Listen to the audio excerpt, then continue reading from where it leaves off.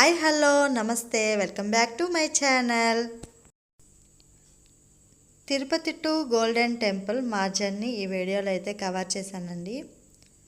ఇది second time రావడము, so మాకు ఈజీ అయిందనమాట. తిరుపతి నుంచి కాట్పాడి మెమోకి వచ్చాము. 10:30కి రీచ్ అయిపోయాము. ఆ తర్వాత వేలూరు వెళ్ళే బస్సు ఎక్కాము.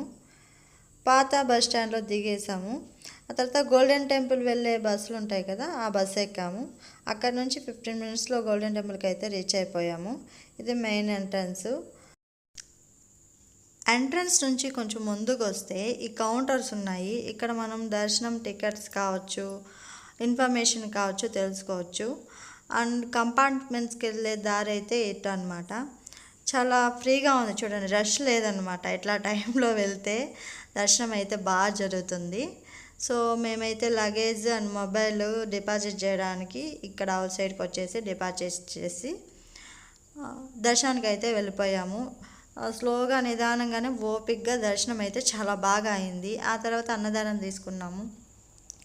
చాలా చక్కగా పెట్టారు, ఓపిక్గా అరిటాకు వేసి 3 టైమ్స్ రైస్ వచ్చింది. సాంబార్, రసం, మజ్జిగ విత్ స్పూన్తో నెయ్యి అనమాట. నేను ఎక్కడైతే చూడలేదు, ఇక్కడ చూశాను.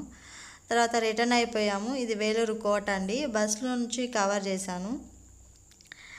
సో నేనైతే ట్రైన్ టైమింగ్స్ అండ్ అవైలబుల్ లేదు కాబట్టి బస్ అయితే ప్రిపేర్ చేసేసాము. బస్సులో ఎంచక్క మూవీ వేశారండి.